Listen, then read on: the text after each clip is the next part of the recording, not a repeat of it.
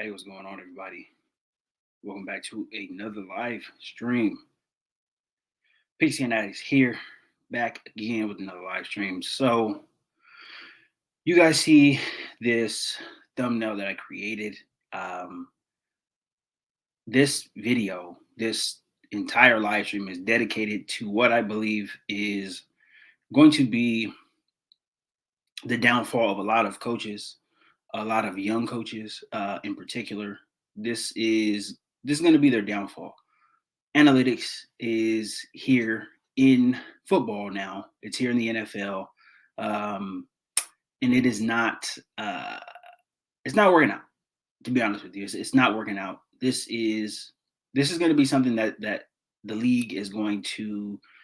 Um, I don't feel like they're going to have to monitor it, but teams who hire young coaches are going to have to monitor how into analytics are these young coaches, right? Can we trust these guys to make decisions in the right spots? This analytic thing is it's becoming a bit of a crutch uh, for younger, inexperienced coaches who honestly don't have all that much experience. It's becoming a crutch, and they're using it to try to make up for coaching. And honestly, it's not going to work, right? It doesn't work in the NFL the way that it does in other sports, and I am going to explain why. So basically, the whole analytic revolution thing was brought on by baseball, right? We all, you've heard of the movie, the Moneyball movie, based on the real story with Billy Bean and all of that stuff, and the number crunching, and it became baseball became a different game because of it. But here's the thing that a lot of people do not understand about analytics, and it is why, right? It's the primary reason why this is not going to work in the NFL, right? Analytics have a place. They do have a place in sports, right? Obviously, you know, situational, instances maybe can use some analytical data to help a coach make the right decision, whatever, right? The reason why analytics will not work in the NFL is because there is not enough games. There's not enough games for analytics. And basically, analytics only work if you have a large sample size, right? So, this is the reason why it works so well in baseball. There's 162 games in baseball, 162 game season. That is a long season. It's the longest season in all of the major sports. 162 games, very long, very long season. So when you see a guy over 162 game season, if you see a guy batting 315, right? If players batting 315, then you can safely say that this guy is a pretty good batter, right? He's pretty good up at the box. He batted 315 over the course of 162 game season. That is a good average, right? That's a very good average to have, right? But it only works because it is a 162 game season. This same batter could, be, if you cut that down, right? If you cut the 162 game season down, if you cut it down to 81 games, right? This same 315 batter could possibly be 270, 260, right? But, it's a shorter season, so you only have a shorter amount of analytics, right? And that 270, right, doesn't really represent that hitter, right? He's a much better hitter than that, but maybe he had a couple of down months. There's just a whole bunch of things that can go into changing the guy's, average, right? So over 162 game season, if a guy bats 300, it is pretty accurate, right? Same thing really applies in the NBA, right? If over an 82 game season, a guy averages 25, 26 points a game, it's safe to say that this guy is a pretty good scorer, right? Because over the course of an 82 game season, you average, 25, 26 points a game, you're doing pretty well. You're doing pretty well. But there's a lot of data, right? So basically the way analytics works in sports, right, is in baseball, they have algorithms, these teams, they go out and they hire these tech companies to build them algorithms on how they need to approach games every day, right? They plug in all of the players, right? They plug in all of their batting averages, they plug in all of their home runs, RBIs, all of that stuff. whether they're right-handed, left-handed. They plug all that stuff in to these algorithms, and then they're able to, you know, get the algorithm going, and then it pushes out who should be playing, you know, every day, right? It who should be playing, who should be batting against this lefty, who should be, you know, batting against this righty, who should be you know, starting a Friday game against a left-hander who's going right. These analytics push out all of these different scenarios, and MLB is really led by analytics, right? And this is where it works, right? The Dodgers are, I mean, probably at the top when it comes to analytics. The president of baseball operations, the GM, everybody's in on analytics. That's why you see a guy like, if you watched the Dodger game last night, that's why you see a guy like Bellinger who had a hit. He had a pretty clutch hit, but he got, you know, taken out of the game. I think it was the late 8th inning, and he got pinch hit for a much more inferior hitter, right? A guy who is a right-hander though, right? Because the algorithm says that Austin Barnes is much more likely to get a hit against a left-handed pitcher than Cody Bellinger is, right? That's what the algorithm says. So that's how the Dodgers do it, and the Dodgers have always done this, right? As far as their run goes that they're on right now, they have done this, right? They have taken really good hitters and set them down and brought up guys who the algorithm of the analytics says that they have a better chance of getting a hit against. They have always done this, right? And this is not conventional wisdom in baseball. Baseball has always been a manalytic sport. It hasn't been an analytic sport, but the Dodgers have done this. And I have my criticisms of it, but the Dodgers have been wildly successful over the past 10 years, right? They have done a lot. They only have one World Series, but they've gotten to multiple World Series, and they have been able to have really good seasons. They just had the best season in franchise history this year. So analytics has done the Dodgers good. It's worked for them, and you know that is their model. That's how they run their team, right? They use analytics. They rely on it very heavily, but it works in baseball. It works for the Dodgers because they play, you know, every day, right? During the season, they have very few off days. They play every single day, and they're able to plug in, you know, stats immediately after the game, right? So after a game, they'll go in and they'll plug in the player stats. You know, if Mookie Betts was 4 for 4, right? They will go in and plug in his stats, and it's just not, oh, he was 4 for 4. Who did he get these hits against? He got 2 hits against a lefty. He got 2 hits against a righty. So his batting average now against a lefty is, you know, 3 something. His batting average against a righty is 250, whatever it is, right? They'll go in and they'll plug all that in.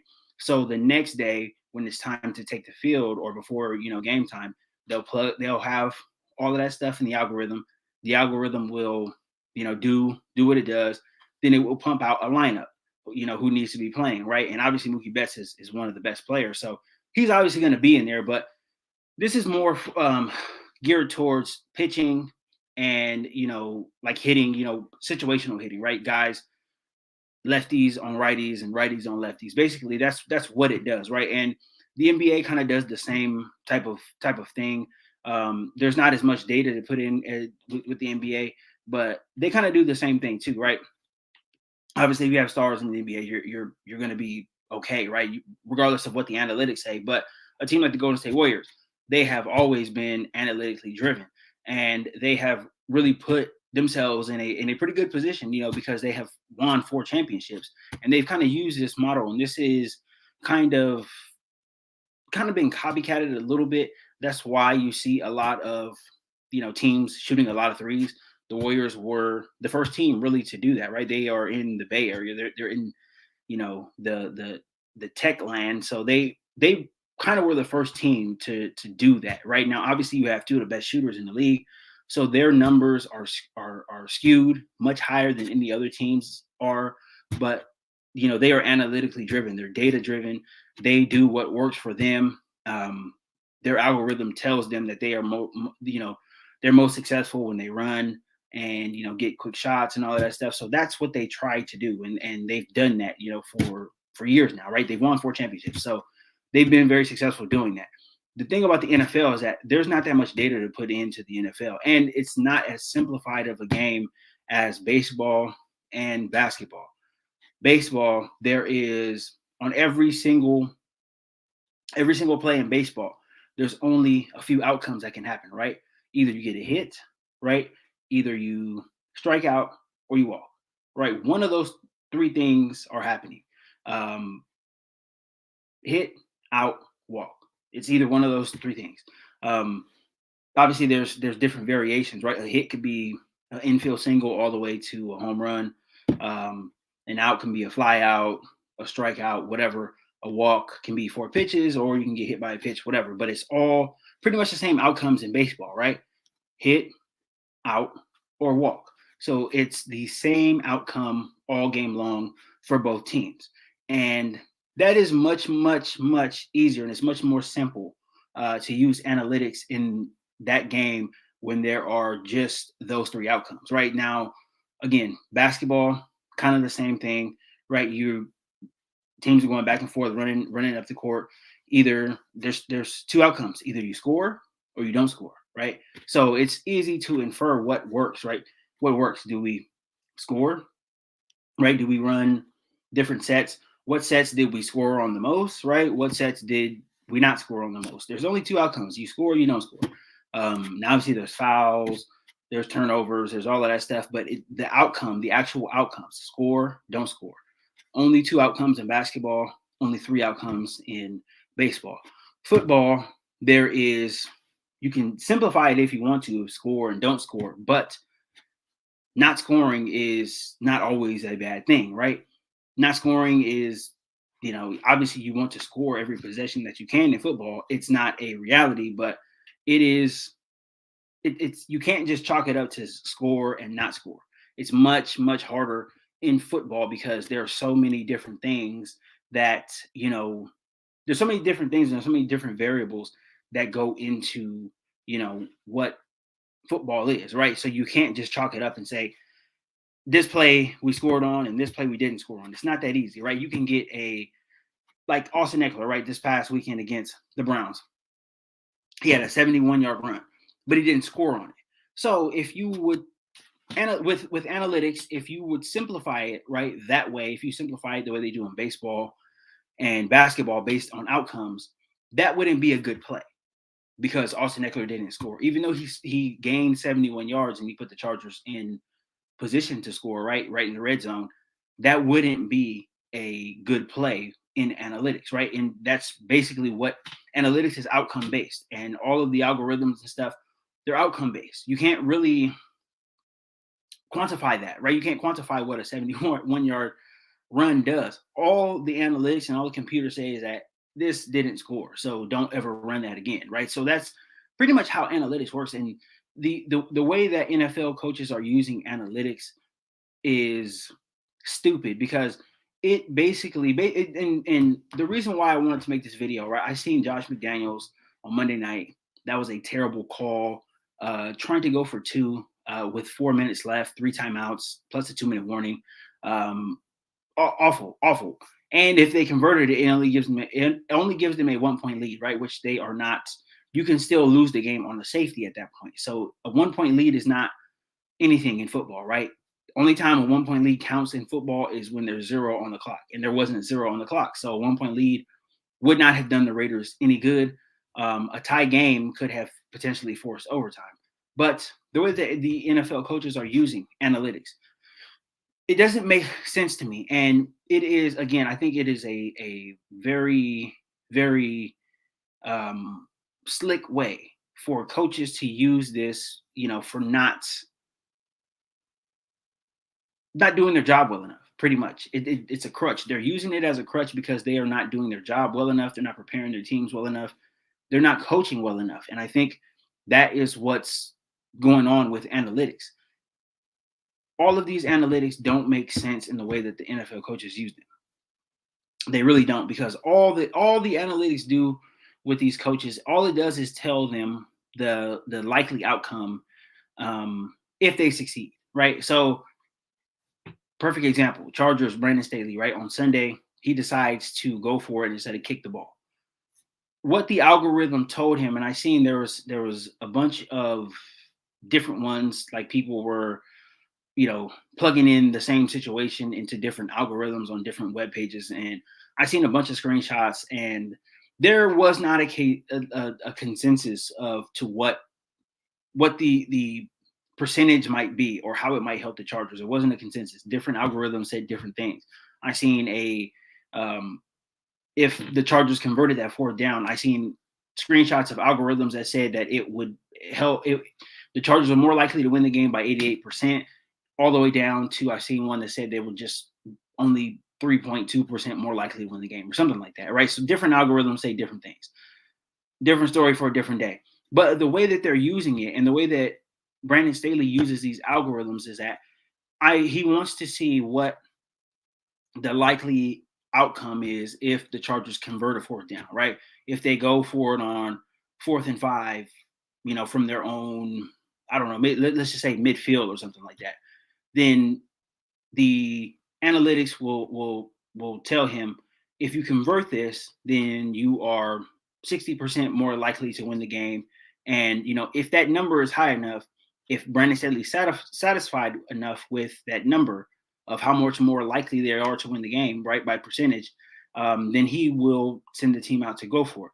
But the thing that the analytics doesn't take into account is that it is still a toss-up as if to whether you make it or not. That's still a 50% thing, right? It's still a gamble. It is a gamble because it's not a sure thing. So you still have a 50% chance of making it, right? You have a 50% chance of making it. You have a 50% chance of failing. So the analytics don't really do anything for NFL coaches. All it does is tell them that they're more likely to win a game if they're able to pull something off, right? Which is, there's common sense to it. There's a big element of common sense to that. Right now, obviously, you don't have the numbers to it, right? You don't have the exact percentage. You can't really go to that, but you do know that if you are able to convert a 4th and 1 at your own 45 with, the other team not having any timeouts left, if you're able to convert that, you're probably going to win the game, because at that point, all you have to do is come down and kneel it afterwards, right? So obviously you are more likely to win this game. You don't need analytics to tell you that. And that's my thing. Like, these coaches are blaming analytics Josh McDaniels blamed analytics for that loss and for why he went for it on that fourth down. Didn't make sense at all. All it told him was that you are more likely to win the game if you convert this 2-point conversion, right? In Josh McDaniels' case. That's all it told him. You're more likely to win the game if you convert this. But it does not tell you your chances of converting it, because that is strictly based on humans. That's strictly based on the humans out on the field playing. There is no algorithm. There is nothing as far as numbers, technology that can make that call for you. And there's nothing that can, take away that risk or take away that gamble. The gamble and the risk is still there. Despite them going with analytics and all of this other stuff, the gamble is still there. And whether or not you get it is still based on a 50-50, gamble. It's a 50-50 giveaway. It's 50% you might succeed, 50% you might fail. That's still what it is. Like, that's never, ever going to go away. It's still always going to be the same thing. And it just shows that these coaches are very, very, they're being misled by analytics, and they are willing fools, because you cannot simplify a game enough. You cannot simplify the NFL, even any football game, enough to where you can strictly depend on analytics, like you can do in baseball, like you can do in football, right? I just went over the outcomes on every play. The football outcomes are different, right?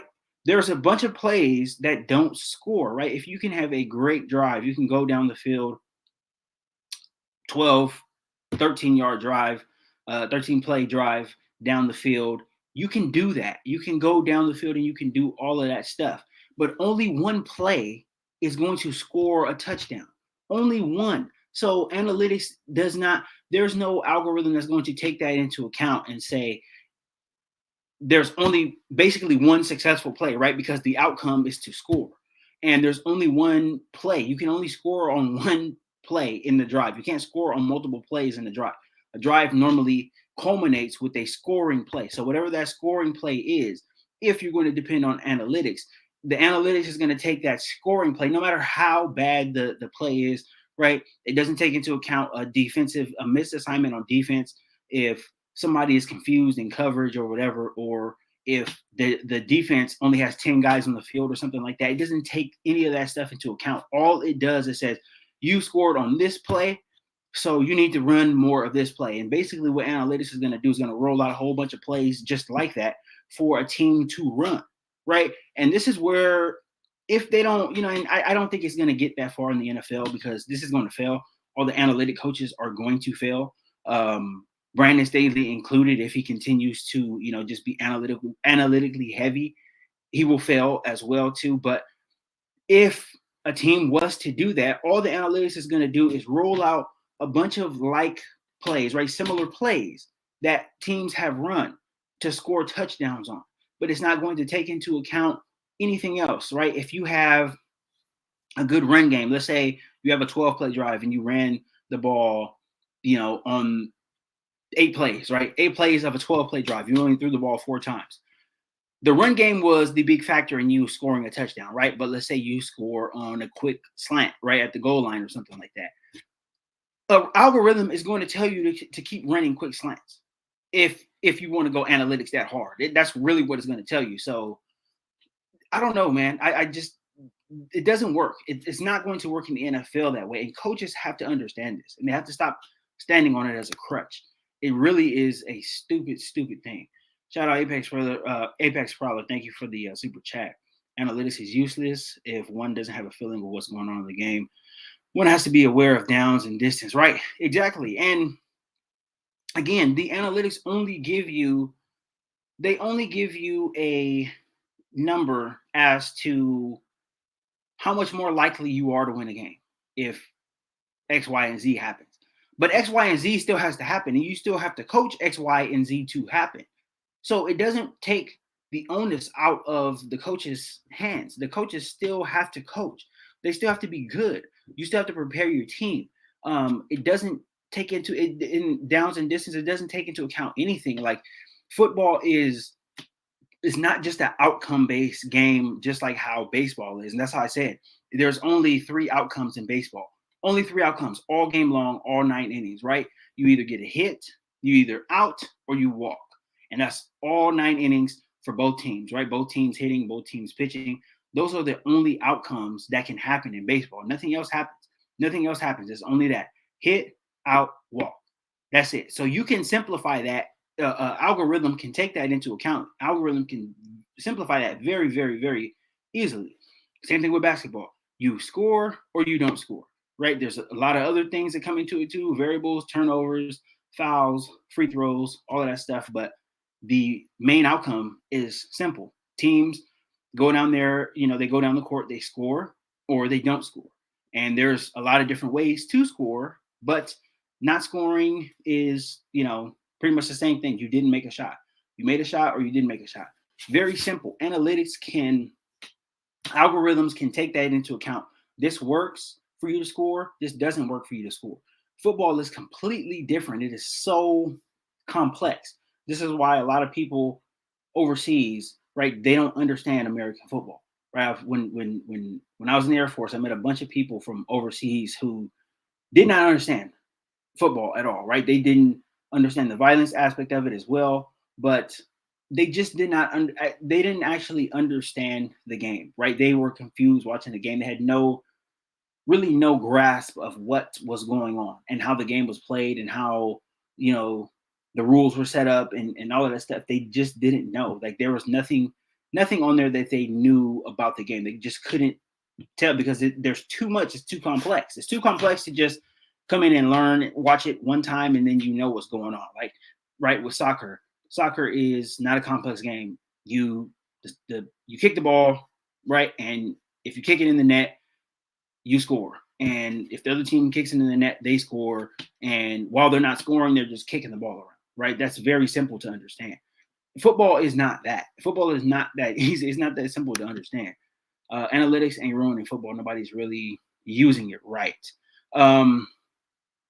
No, they're not using it right, but they're also the fact that it's even really being used at all right now is it doesn't it doesn't make sense to me because these analytics don't tell you anything that you don't already know as a head coach. To make it to even be in a position to be a head coach in the NFL, you have to know a lot of football. You have to know a lot of football. So all of these coaches who are in NFL head coaching positions, there's nothing that the analytics can tell them that they don't already know, right? So if again, if it's fourth and three, it's the fourth quarter, less than 2 minutes left. It's fourth and three at your own 25-yard line.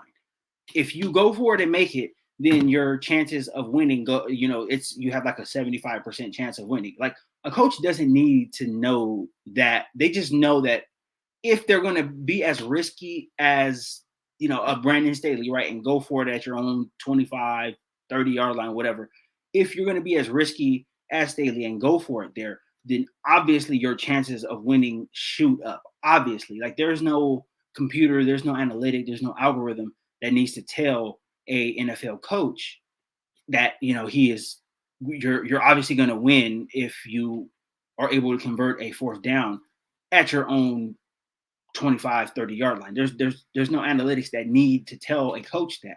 The only thing that I'm saying though is that there's a lot of people who are really into analytics, especially in the media. There might be people in these buildings, right, different franchises who are into analytics. So this is becoming, and I've noticed this is becoming a thing where this is becoming a thing to hide behind, right? If a coach makes a stupid decision and the team doesn't make it, it's becoming a stupid thing to hide behind. Like it's stupid. You shouldn't hide behind analytics. These outcomes, right? If you've made it all the way here, there's only 32 NFL head coaching jobs. Only 32. There's not a lot of these jobs. So if you make it, then you are deemed as a qualified candidate. You should know this. You should know these certain types of things. But again, if you're risky like a Brandon Staley, you go for it on the fourth and three, you better have a good play. You better have a good play and you better get it fourth and three at your own 25, kind of, just like what he did against the Raiders last year in week 18. You better have a good play to go for it. You can't just say, okay, well, if we convert, our it shoots through the roof, right? Our likelihood to win shoots through the roof. Yes, that's true. But there's still a 50-50 gamble when doing that, when making these decisions. It's still a 50-50 gamble. There's not robots, there's not computers on the field. These are actual human beings. Everything has to be right on the play to do that, right? Everything has to be right. You can't have no false starts. You can't have no holding. The receivers have to know what route to run. They have to know which distance to get a first down, all of that type of stuff. The pocket has to be clean. Can't get beat at the line of scrimmage. Everything has to be clean. So there's still an inherent gamble here when going for it and when making these decisions. It does not alleviate the gamble. The gamble is still, the analytics does not alleviate the gamble. It's still a gamble. It's still a gamble. And the perfect, when I was looking this, I've been looking, looking at different articles and stuff and researching this for the past couple of days. There's a whole there's like a whole thing where there is different websites, and there is one YouTube page, and I went to, I can't remember the name, I forgot the name, but it's this older guy, and he is, I guess he's a gambling expert, right? He has been gambling for a really long time. He's been gambling since, you put the quarter in, you hit the thing, and then actual quarters come out. Like he's been gambling for a long time, and he's developed his own algorithms for gambling in casinos all across, America, right? Vegas and riverboat casinos down south, Atlantic City. Like this guy has developed his own algorithms for that. But the one thing that he talks about, and I watched one of his videos, the one thing that he talks about is that there's still an inherent risk when putting money into a machine to gamble. There's still an inherent risk. You're still at a disadvantage, right? Well, speaking in terms of gambling, it's always the house odds are always much higher, right?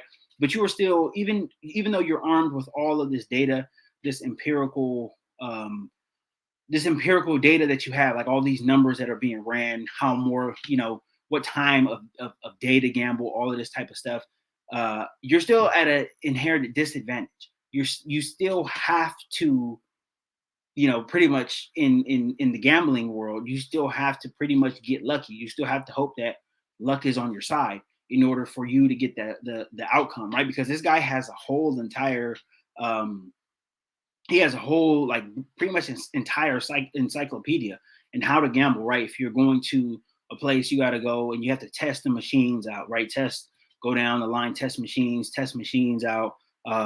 What time of day to gamble? What time is the best time to gamble? What machines to look for? What uh, areas of the casino you should go to? What areas you're more likely to hit on? Like, he's done all of this over the past probably 30-40 years of his life. He has an entire pretty much encyclopedia on what to do, how to try to maximize your not investments, but maximize your gambling, right? How to actually win money at doing this. But there's still the element of, if this doesn't work, then I'm going to lose my money. And this is still what it is when it comes to all of the analytics and all of the risky fourth down decisions that these coaches make, right? It's not just Brandon Staley. Josh McDaniels is into it too. Then there's a couple other guys who are kind of into it too, right? You can be armed with all of the empirical data that you want to, but you still have to go out there and execute. And that's where the gamble and that's where the risk comes in, right? Everything can be perfect. You can have the perfect play. And this is why this is why I love the game of football, because it is the ultimate team game. And all it takes, you can have the absolute perfect play. The defense can be in the perfect coverage. They can have the perfect front. You can go out there and know that you are going to absolutely, get this 4th and 3, this 4th and 4. You have everything called, everything is right, everything is perfect. And somebody slips. Your left tackle slips, right? He doesn't get injured or anything. He just doesn't have his footing, and he slips. And somebody gets in the backfield and blows the play up. That is an inherent gamble, right? And it is still, even though everything was perfect, even though everything, the call was perfect, everything was there, the only thing that went wrong was the left tackle slipped. That still falls on your coach. And it still falls on him, because at that point, it was the wrong decision because it didn't work, right? So there is a very, very, very, very, very um, risky proposition when it comes to doing all of this type of stuff. And then when something doesn't work, you can't walk into the podium and say, hey, analytics said this is a great opportunity and we tried it, but it didn't work. Like, that just doesn't work for me, because yes, analytics says one thing, but what did you say? What was wrong on the play? What happened? Like, how come you didn't call a better play? How come you didn't come out in a better front, a better coverage, and all of this stuff? Like, why? There's just too many variables going on in football. There's 22 guys on the field. And, if you're on offense and you're trying to get a first down or whatever, all it takes is one guy to slip and fall. That's it. Nobody has to get hurt. The play can be perfect. Everything can be going down the right way. The right way you practice it, everything can be going down the right. All it takes is one guy to slip. That's it. And then the coach is going to go in and blame analytics. And it's crazy. It just doesn't make any sense. It doesn't make any sense to me to be that risky. And that's not the way football has been played over, the past, I don't know, however many years since its inception. It's just not the way that it's been played. I feel like Staley is letting his emotion mix with the analytics too much and going off on feel. And that's not how you supplement analytical data into the gameplay. Exactly. That's 100% true. Yes. Because he trusts Justin Herbert a lot and all of this stuff too. And I do too, right? I trust Justin Herbert. But again, there's too many things that can go wrong in those types of situations, right? And the same situation, if you look at the same situation, everything that I just said, somebody slipping and falling, somebody losing their footing or whatever, right? If you look at that situation, if you put that same exact situation into third down, it's not a big deal. If you put it in the first down, second down, it's not a big deal, right? Because there's really no inherent risk of you losing the game if you don't hit on a third down, right? There's no inherent risk of you if you don't, first and second down, whatever. You can come back out, you can punt, right? You can kick field goals, you can do all of this other stuff, right, to supplement um, for what you didn't do on offense, right? How you weren't able to get into the end zone. Like there's different things that come out, different other outcomes that are not as good as touchdowns, but at least you didn't lose the game on that certain possession. These fourth down calls and these extra point calls or whatever, like you can lose a game if these don't go right, and that's where the risk is. And if you're a coach, like risk aversion should be your number one thing. Like you should not want to risk games. You should not want to risk the even the locker room, right? If you lose the game, if Brandon Staley, if the Chargers lose that game, how does the locker room feel? Um, it just it's probably not going to be in a good place, right? I'm sure there's guys in the locker room kind of probably already side eyeing the decision, right? To really, and then come in in the press conference and say you trust your defense, but you don't want them out there. Like it doesn't make any sense. And then saying we want to finish the game with the ball. Well, you're not going to be able to finish every game with the ball. That's not a feasible thing. That doesn't work that way. That's why you build an offense and a defense. You can't just finish every game with the ball. That's not going to work. It doesn't work that way. It's never worked that way in the NFL, especially for Super Bowl teams. Super Bowl teams have finished the game. Teams that have won the Super Bowl have finished the games on the field and gotten stops on the damn field. You can't just finish every game with the ball. That's not how this works. That is not how football works. I don't like that explanation from Brandon Staley. I feel like that's a really stupid, really egotistical explanation that doesn't make sense.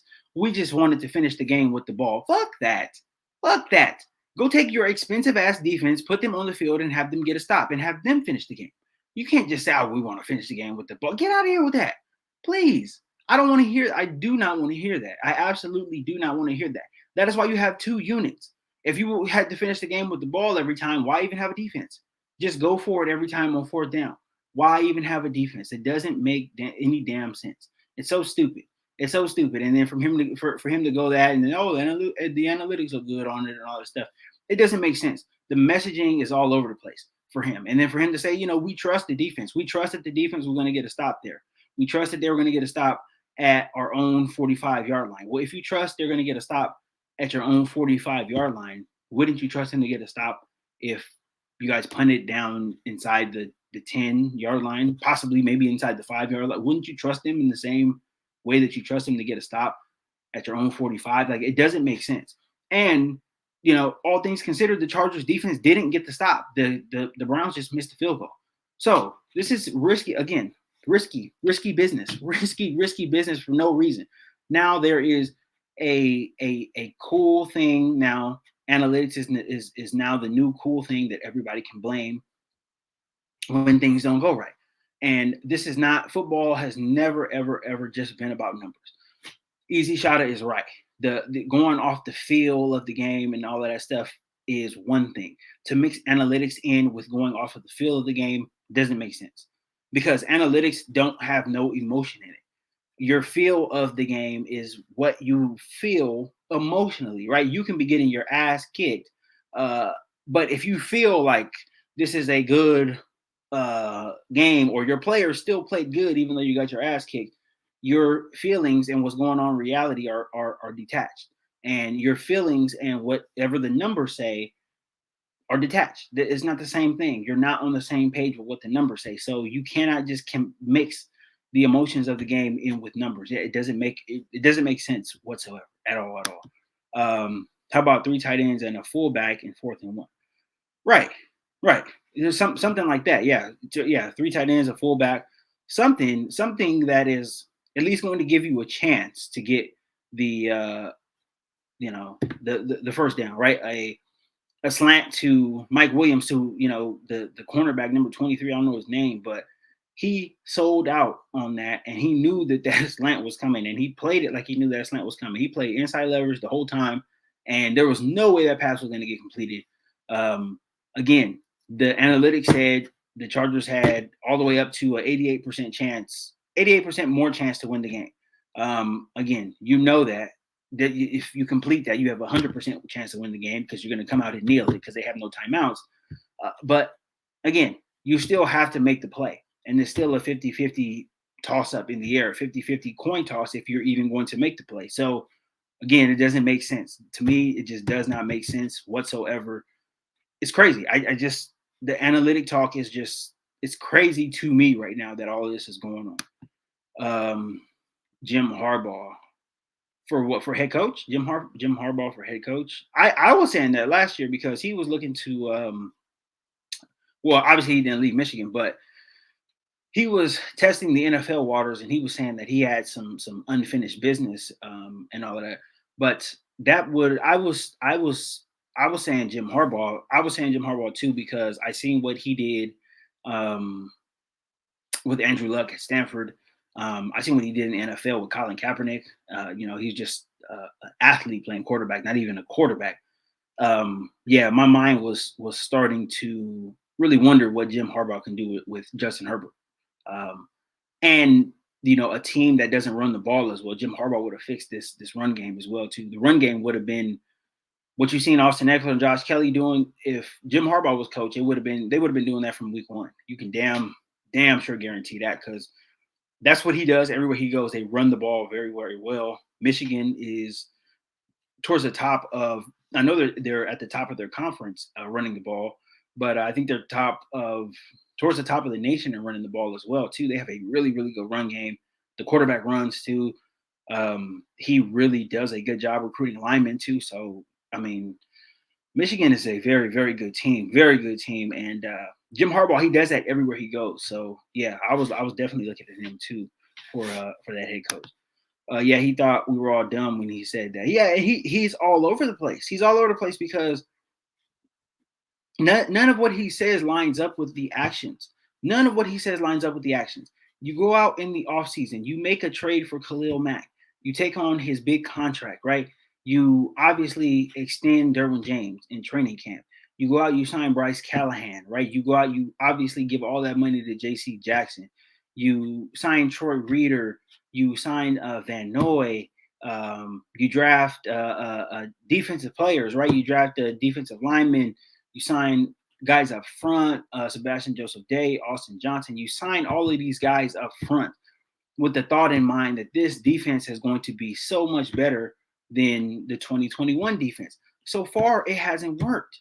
It hasn't worked. So now, because it's not working, the analytical thing is something that he feels like he can just jump behind and say, "Hey, we're going to go for it. We're going to take these risks because I am not, doing what I need to be doing with all of this talent on defense." And that's just basically what it boils down to. And that's what it looks like for me. Because again, the Chargers are not good in defense right now. The defensive numbers do not look good. I'm dropping videos tomorrow. I'm going to get into a little pregame with the offense and the defense tomorrow. I'm going to be dropping those tomorrow. But I cover that in the video tomorrow.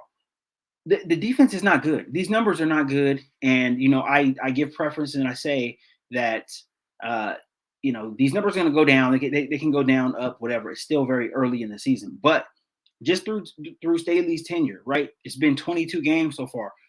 What has he been known for? What did he get hired as, right? He got hired as a defensive coordinator. He was known as a defensive mind. Heard a bunch of people talk about how great he is on defense. And so far through 22 games, his defense hasn't looked good. It just hasn't. It has not looked good. And if you're a defensive mind, your defense has to 22 games. That's a lot. That's a lot. Your defense has to do something. Your defense has to look good through 22 games. I'm sorry, right? Maybe you can excuse the first, 6 to 8 games or whatever. You're still getting your scheme in, whatever. You don't have all your players. There's no more excuses now. Brandon Staley got the players that he wanted. He was able to sign a bunch of talent in free agency. He also drafted a few guys who can play as well too over the past couple of seasons. There's no more excuses now. This defense has to be better than what it is. And, this is on him. This is on him. This is strictly on him.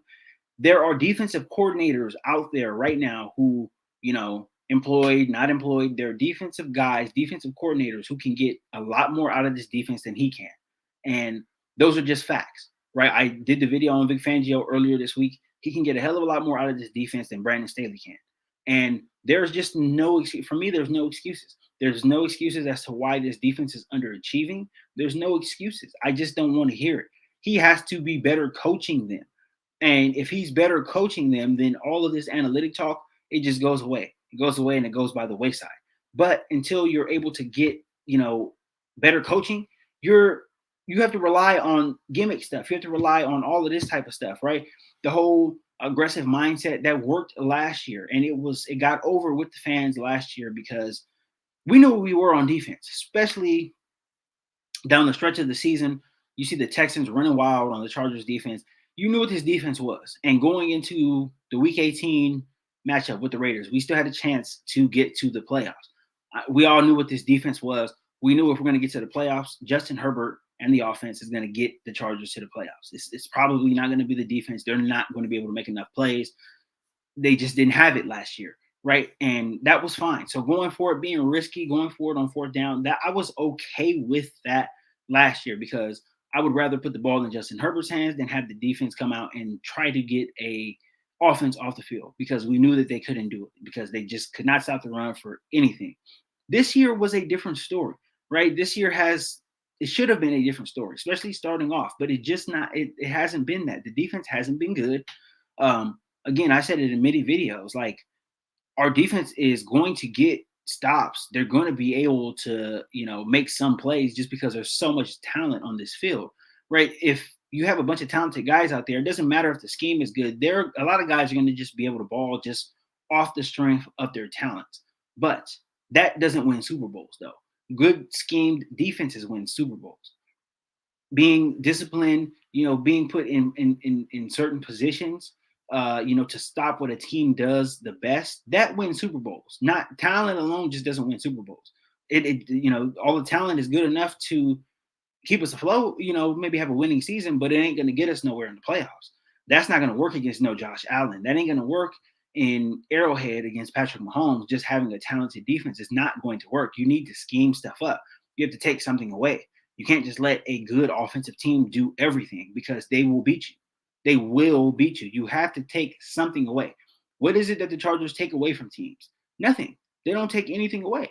And again, I go over this in the videos that I'll be dropping tomorrow, but they don't do anything. They don't take anything away. And that is always a sign of a good defense. What do you take away from somebody? And where the Chargers are ranked at right now defensively, they don't take anything away. They have good enough talent to get off the field on some third downs. Derwin James will come up and make a play. Khalil Mack will get a pressure. Asante Samuel Jr., he's playing extremely well right now. He'll come up and get a PBU. There's things that these players can do individually that can get the Chargers off the field. But in the playoffs, when everything has to be ratcheted up, the intensity has to be ratcheted up to another level. Game planning has to be ratcheted up to another level. Offenses are going to be playing on another level. It's not going to look good. You got to take something away. When you don't take anything away from a team, the perfect game that comes to mind is that wild card game with the Bills and Patriots last year. The Patriots didn't take anything away that the Bills like to do, and they got blown out. They got their doors blown off in a playoff game in the damn freezing cold, and the Bills put up almost 50 points. That's what that will look like if the Chargers got to the playoffs playing this type of defense. You got to take something away. You have to present a problem for our offense.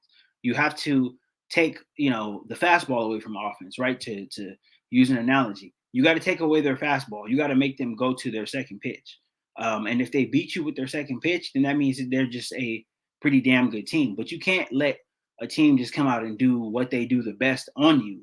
That's ridiculous. You got to stop something. You have to stop something. And if you're a good defensive mind, you understand that.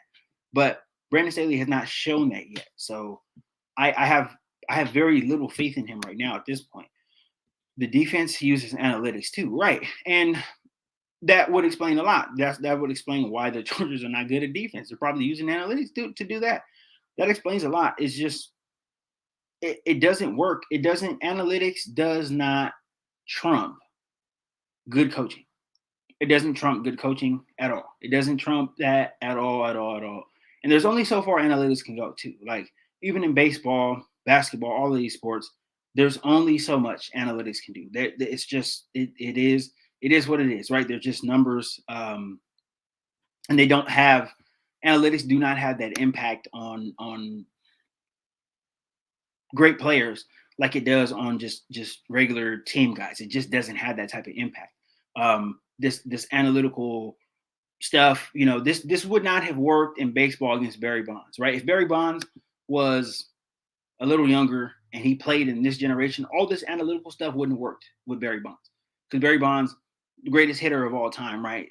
People can think what they want to think about him, and yes, and all of this, but Barry Bonds was the best hitter of all time, the absolute best hitter. You cannot throw to him. Doesn't matter who's coming in, a righty, a lefty.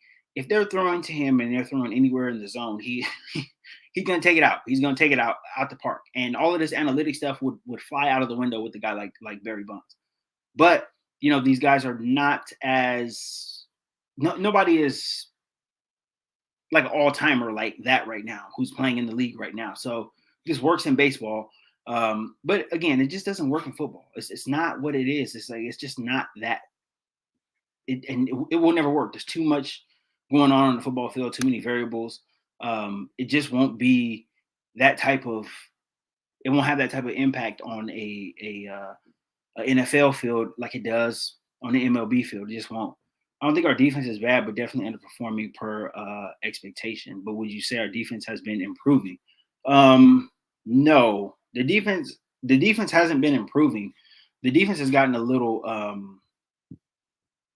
To me, the defense has gotten worse, because when you look at from game one, right? The Chargers, they picked off Derek Carr 3 times, which is a rare thing. He doesn't really throw interceptions like that, especially that many. But if you look at what went on and you look at everything, all things considered, the Raiders had a chance to win the ball game.